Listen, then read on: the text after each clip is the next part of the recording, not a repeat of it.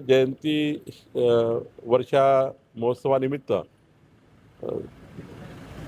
महात्मा ज्योतिरावजी फुले यांच्या जन्मशताब्दीनिमित्त म्हणजे 200व्या वर्ष जन्मशताब्दी जे सुरू आहे त्यानिमित्त लोक अदालतचे कार्यक्रम आम्ही दिलेले आहेत।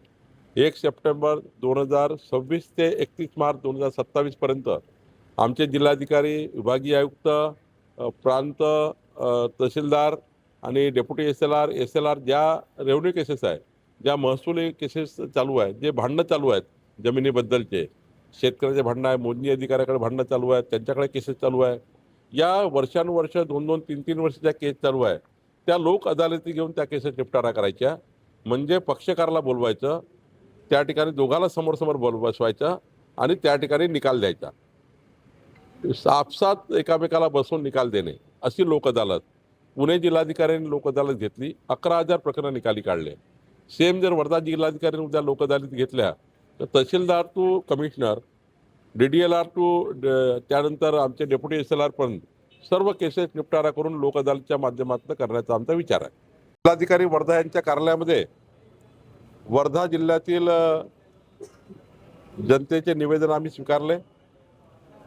आमचे पालकमंत्री पंकज भोयर, आमच्या जिल्हाधिकारी वर्धा, SP वर्धा, CO जिल्हा परिषद वर्धा या सर्वांनी जे नागरिक आमच्याकडे आले आम्ही सर्वांचं म्हणणं ऐकून घेतला। जवळपास 350च्या वर नागरिकांचे अर्ज मला प्राप्त झालेले आहेत। खास करून मोजणी विभागाचा एक थोडा असंतोष आहे। नगरपालिकेच्या कार्यभारासंबंधी, खास करून पट्टे वाटपासंबंधी थोडा काम अजून करण्याची गरज आहे। असा वेगवेगळ्या विभागाचे त्या ठिकाणी निवेदन आलेले आहेत। माननीय जिल्हाधिकारी यांना मी सूचित केलं आहे की पुढच्या 2 महिन्यामध्ये या सर्व निवेदनावर स्वतः जिल्हाधिकारी प्रत्येक निवेदनाची सुनावणी घेतील आणि जे नियमात बसणारे अर्ज आहेत त्या सर्वांचा निकाल जिल्हाधिकारी स्वतः करतील असं त्या ठिकाणी मी सूचना देऊन चाललेलो आहे।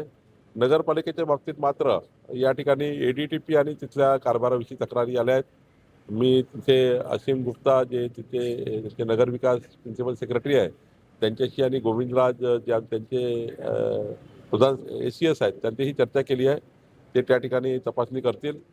वर्धा जिल्ह्यामध्ये अजून जास्त काम करण्याची गरज आहे। नागरिकांना अजून त्या ठिकाणी सेवा देण्याची गरज आहे। तसा आमच्या जिल्हाधिकारी आणि टीमने 74,000 परिवारांना, कुटुंबांना वेगवेगळ्या पद्धतीचा लाभ देण्याची योजना केली। आमचे CO जिल्हा परिषद आणि सर्वच अधिकाऱ्यांनी या ठिकाणी चांगलं काम केलं आहे, पण अजून त्या ठिकाणी काम सुधारण्याची गरज आहे। निश्चितपणे पुढच्या काळामध्ये SIR संपल्यावर 15 ऑक्टोबर नंतर गाव भेट दौरा जिल्हाधिकारी करणार आहे। एका महसुली अधिकाऱ्यांकडे 10 गाव आम्ही दत्तक देऊ। त्या गावात जाऊन संपूर्ण कामाचा आढावा आमचे त्या ठिकाणी अधिकारी घेतील। एक चांगला कार्यक्रम या ठिकाणी जिल्ह्यात आम्ही देतो आहे माननीय पालकमंत्र्यांच्या विनंतीवरनं की एक अधिकारी 10 गावाचं दत्तक घेऊन त्या ठिकाणी पूर्णपणे त्या गावाच्या समस्या पूर्ण करतील असंही आम्ही करतो आहे। आज